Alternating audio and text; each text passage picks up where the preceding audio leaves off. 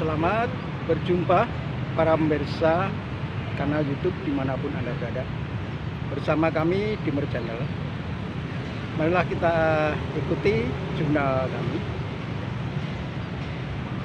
Pensiunan PNS apakah juga akan menerima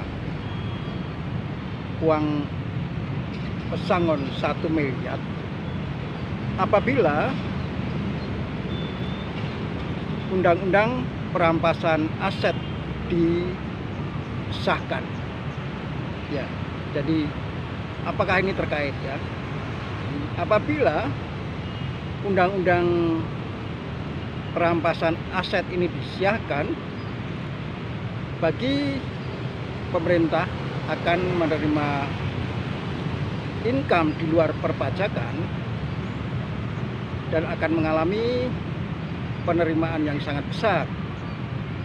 Tapi masalahnya, apakah para pensiunan yang sudah lama ini akan ikut menerima pesangon 1 miliar dalam kondisi keuangan negara yang berlebih?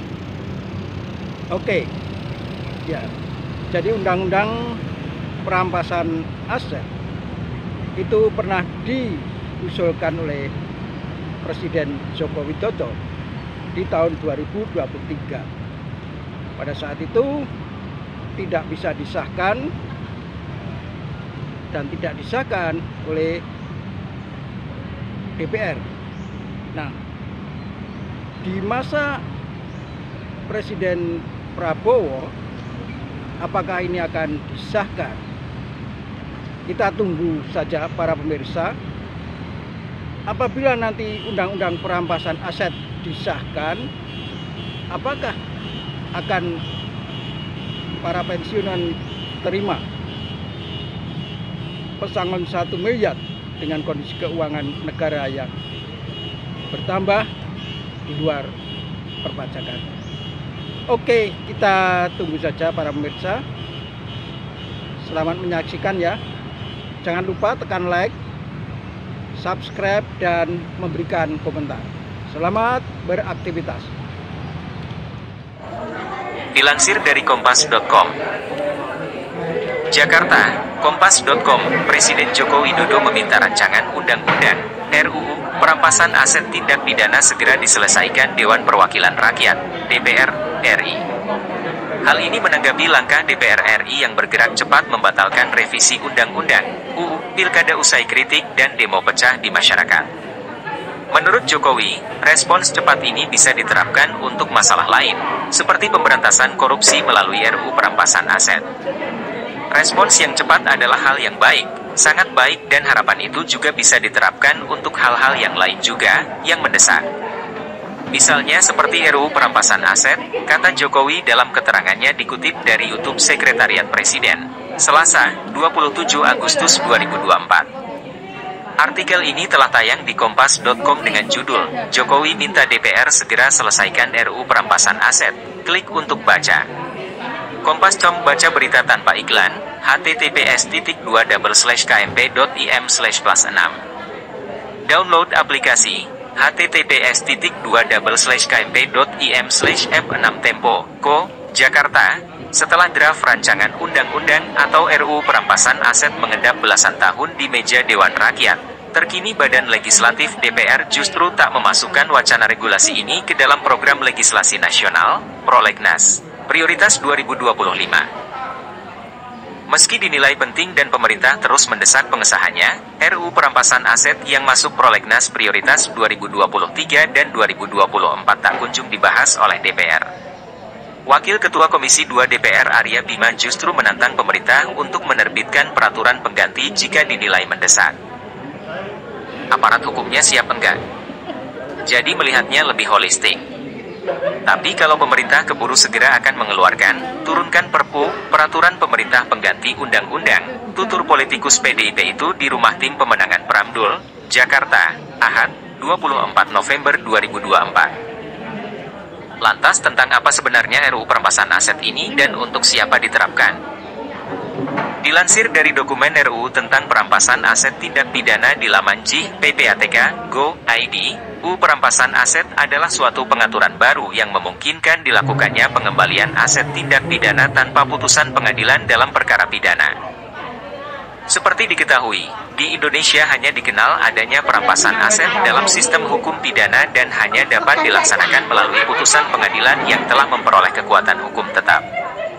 Artinya aset hasil tindak pidana hanya bisa dirampas setelah rampungnya pengadilan.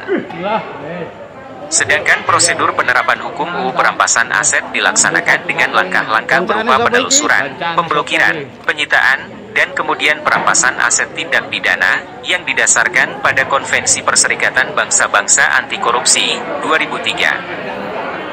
Dengan mekanisme ini, terbuka kesempatan bagi negara untuk merampas segala aset yang diduga merupakan hasil tindak pidana atau project of crimes dan aset lain yang patut diduga akan digunakan atau telah digunakan sebagai sarana untuk melakukan tindak pidana. UU perampasan aset bukan sekedar instrumen hukum untuk memindahkan sejumlah harta kekayaan dari pelaku tindak pidana, tetapi juga merupakan usaha untuk mewujudkan tujuan terbentuknya keadilan dan kesejahteraan bagi semua anggota masyarakat. Di samping itu, perampasan aset tindak pidana dapat juga mengurangi tindak pidana, memberikan kepastian hukum, dan menjamin pelindungan hukum di Indonesia.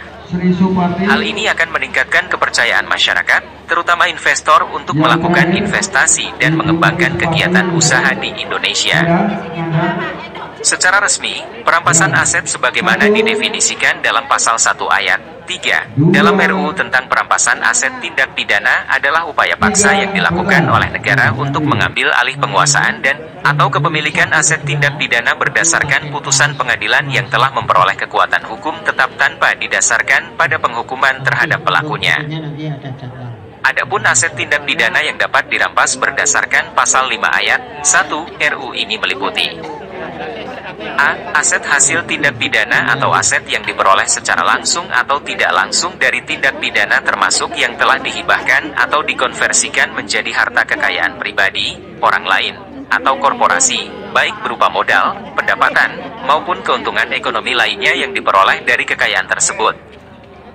B. Aset yang diketahui atau patut diduga digunakan atau telah digunakan untuk melakukan tindak pidana.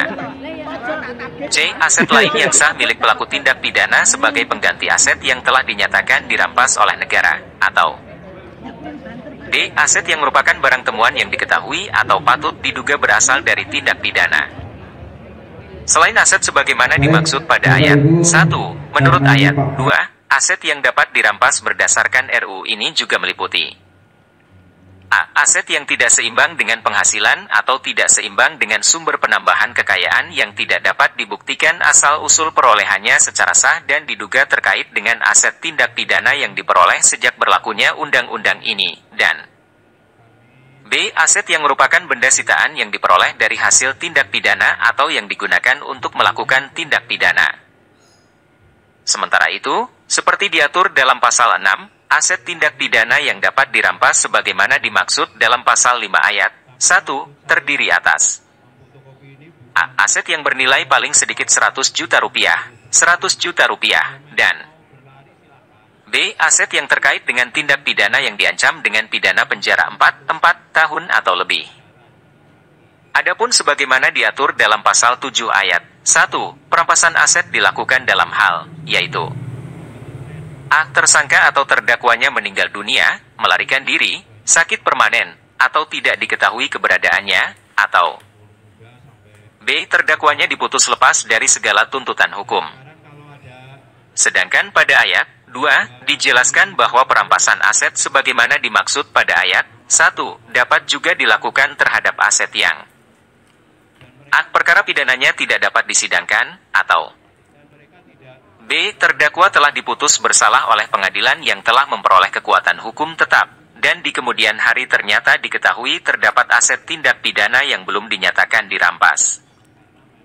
Dilansir dari Perpustakaan Pusat Pelaporan dan Analisis Keuangan, PPATK, 21 November 2024, pukul 11.48. Jakarta, Perpustakaan Pusat Pelaporan dan Analisis Transaksi Keuangan, PPATK, bekerja sama dengan Indonesia Corruption Watch, ICW, menggelar kelas literasi bertajuk RUU Perampasan Aset, Mengapa Harus Tetap Disahkan? Rabu, 20/11. Acara diskusi interaktif yang disiarkan secara langsung pada kanal YouTube ini bertujuan untuk membuka wawasan masyarakat tentang pentingnya pengesahan rancangan undang-undang RUU Perampasan Aset Tindak Pidana dalam upaya pemberantasan korupsi dan kejahatan lainnya, seperti pencucian uang dan pendanaan terorisme. Kepala Pusat Pemberdayaan Kemitraan Anti Pencucian Uang dan Pencegahan Pendanaan Terorisme PPATK, Supriyadi, menegaskan bahwa tanpa pengesahan RUU ini, para koruptor akan semakin leluasa menyembunyikan kekayaan hasil kejahatannya. Ia mengungkapkan, jika RUU tersebut tidak segera disahkan, kerugian negara akibat korupsi akan terus berlanjut dan menurunkan kepercayaan publik terhadap sistem penegakan hukum. Menurut Supriyadi, praktik korupsi yang terus berkembang, seiring dengan kemajuan teknologi, memunculkan berbagai modus baru yang semakin rumit. Hal ini menyulitkan aparat penegak hukum dalam mengungkap dan menindaklanjuti kasus-kasus tersebut. Tanpa adanya RUU Perampasan Aset, upaya pemberantasan korupsi dan pencucian uang akan semakin terbatas. Kasus-kasus tindak pidana seperti pencucian uang berkembang semakin rumit dengan beragam modus yang terus bertransformasi seiring perkembangan teknologi. Canggih dan rumit. Tanpa RUU ini, pelaku tindak pidana akan semakin leluasa menyembunyikan hasil kejahatan mereka, yang pada akhirnya merugikan negara secara material maupun imaterial, kata Supriyadi. Sementara itu Ketua Kelompok Analisis Hukum PPATK, Azamul Fadili Nur, menjelaskan lebih lanjut mengenai mekanisme yang akan diatur dalam RUU ini. Ia menyebutkan, RUU Perampasan Aset akan mencakup proses dari penelusuran hingga penyitaan aset, baik yang berada di dalam negeri maupun luar negeri. Ini penting karena seringkali pelaku kejahatan melarikan diri atau meninggal dunia, sehingga aset mereka sulit dijangkau oleh hukum. Azamul juga menambahkan bahwa naskah akademik untuk RUU Perampasan Aset telah disusun sejak 15 tahun lalu. Namun, hingga saat ini, RUU tersebut masih masuk dalam program legislasi nasional, Prolegnas, di DPR, meskipun tidak menjadi prioritas pada 2025. Hal ini memunculkan keprihatinan mengenai kesadaran politik di kalangan anggota DPR dan pemerintah. RUU ini memberikan kerangka hukum yang komprehensif untuk menangani aset-aset hasil kejahatan, baik yang ada di dalam negeri maupun di luar negeri. Hal ini sangat penting karena seringkali pelaku kejahatan melarikan diri, meninggal dunia, atau kondisi lain yang membuat aset mereka sulit disentuh oleh hukum, ujar Azamul. Kurnia Ramadana, salah satu narasumber dari ICW, juga menyoroti lambannya pengesahan RUU ini, meskipun negara mengalami kerugian besar akibat korupsi. Berdasarkan catatan ICW, sepanjang 2023, kerugian negara akibat korupsi mencapai 56 triliun rupiah, namun uang pengganti yang berhasil dipulihkan hanya sekitar 7 triliun rupiah. Kurnia menilai, RUU Perampasan Aset bisa menjadi solusi dalam mempercepat pemulihan aset negara yang hilang akibat tindakan korupsi. Kalau ada RUU Perampasan Aset mau koruptor kabur ke planet Mars juga tidak ada kaitan, tetap bisa diproses. Jadi yang disuarakan dengan tindakan harus konkret, agar yang disuarakan tidak jadi jargon, katanya. Dalam diskusi ini, para narasumber juga membahas tantangan yang dihadapi oleh penegak hukum tanpa adanya RUU ini. Tanpa kerangka hukum yang jelas, proses perampasan aset menjadi lebih sulit dilakukan, dan para pelaku kejahatan semakin bebas untuk menyembunyikan hasil kejahatan mereka. Oleh karena itu, pengesahan RUU ini dianggap sebagai langkah krusial dalam memperkuat pemberantasan kejahatan. Dan apabila RUU tentang perampasan aset disahkan menjadi undang-undang, apakah ini akan berdampak pada para pensiunan lama? Atau apakah pensiunan lama akan menerima uang pesangon 1 miliar? Terima kasih Anda telah menyaksikan siaran ini.